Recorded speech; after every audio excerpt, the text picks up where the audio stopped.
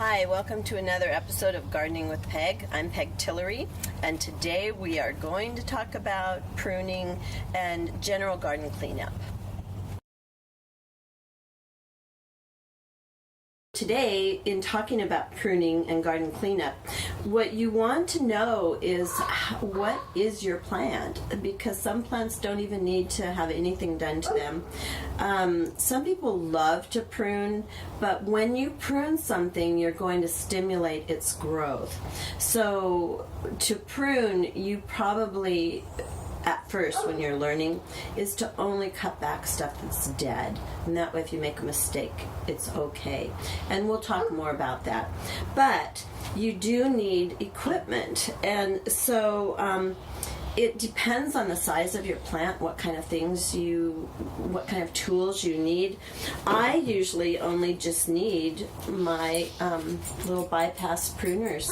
And the other thing you need is to have a sharp tool. So there's ways to a lot of pruners, wherever you purchased your pruners, you can look in that same section and they have a sharpening stone. And it's always good to prune things when they're young. That's why you can use the handheld pruners. But once in a great while, with big woody shrubs and trees, you actually need, or if you're doing fruit trees, you actually need the big guns. So you need a big set. These are called loppers. There's all different kinds. The one thing you want is a curved blade that goes past another curved blade. There are some pruners that are flat in the middle and the two pieces come together. That crushes the stem or the wood, whatever you're pruning, and so that's going to kill that end of the branch. So you always want to do what's called bypass pruners, unless you're just cutting up dead stuff. The other thing, and people that have to remove like a branch that died or that cracked open from weather, there's all kinds of pruning saws, and you want to kind of handle them and practice with them a little bit when you're trying to purchase them to see what fits your hand best and what feels the best in your hand. The other thing, when you're just deadheading plants, that deadheading means you're taking off the dead stuff. So that's people that grow a lot of perennials and annuals do deadheading. You can just have a simple pair of garden shears, garden scissors. This is a Crocosmia lucifer. A lot of you probably have them in your garden. They grow from a little corm-like bulb that gets little babies going on down into the soil, and then the babies work their way up and become the great big bulb that the big plant comes out of. So I don't usually pull these up or trim them back until early spring, late winter. And some people like to just yank on them to get them out of the ground. And so this will be, where it used to be attached to the bulb. So you can pull them up if you want. Sometimes I cut them back because what happens is, where this little tip is, when you just pull up a dead plant, you might accidentally be pulling up the new bulbs for the next season. So I usually cut mine back, and I just like to do it with the scissors.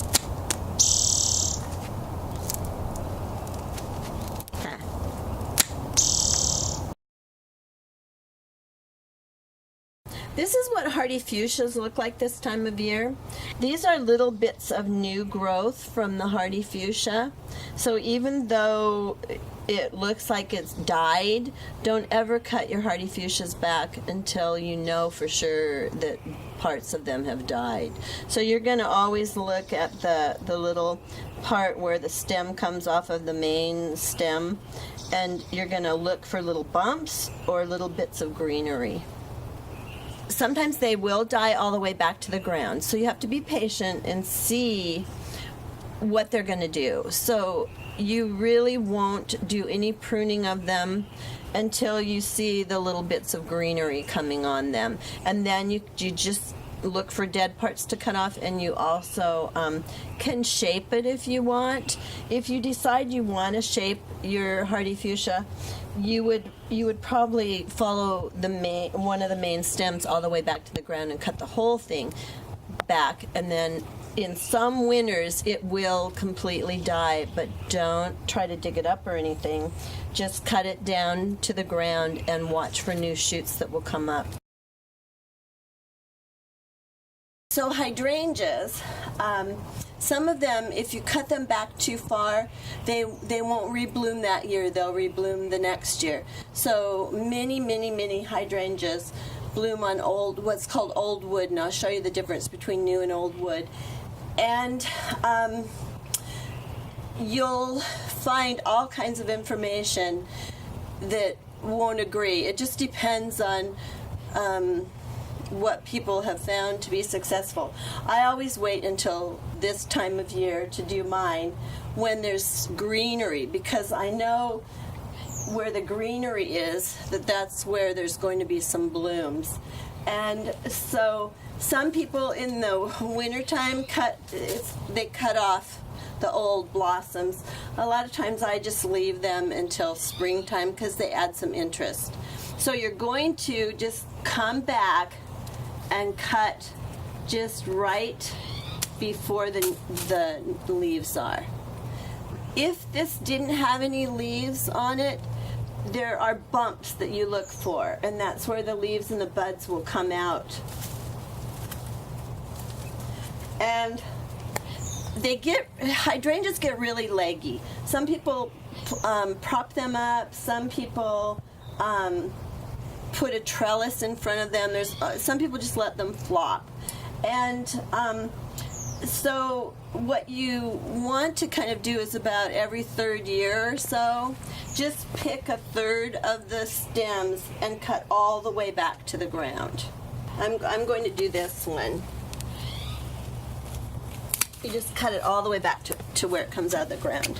This is old wood, and it's actually woody. It's like a stem of a tree, and this is new wood. It's darker in color. It's where the new growth is coming from. So another thing you want to do this time of year is you want to look at all of your evergreen plants, the plants that their foliage stays on all season long. And you want to look for things that have died. Sometimes it's nothing you did, it's just a normal process of the plant. This plant is a very old plant, and I think it's finally starting to die back completely. But what I'm going to do until then is just keep cutting the dead foliage and stems off of it. You're going to look to be sure that you have the dead part, not the live part. And I'm going to go clear in to where this piece of the branches comes off from the main branch. And if you feel around, you'll find there's like a little there's an area that's kind of, it's like there's a little ring around this branch from where it comes out from this stem. And so you cut in front of that, because this part of the plant is packed with cells that will make new bark, and it's called healing the plant, so it will heal over. That's not necessarily a scientific gardening term, so you get the idea. And you just cut it like that. You cut it as clean as you can towards the main part of the stem that's coming up, but you don't want, I'll show you a bad cut. You don't want to do that and have pieces sticking out. And that's the rule for any woody plant. This happens to be a rhododendron. It's an old one. It's probably like 35 years old. And you want to go as close to the inside as you can possibly get. My very favorite book is Plant Amnesty. I'll list some resources in the blog of where to go to learn about pruning.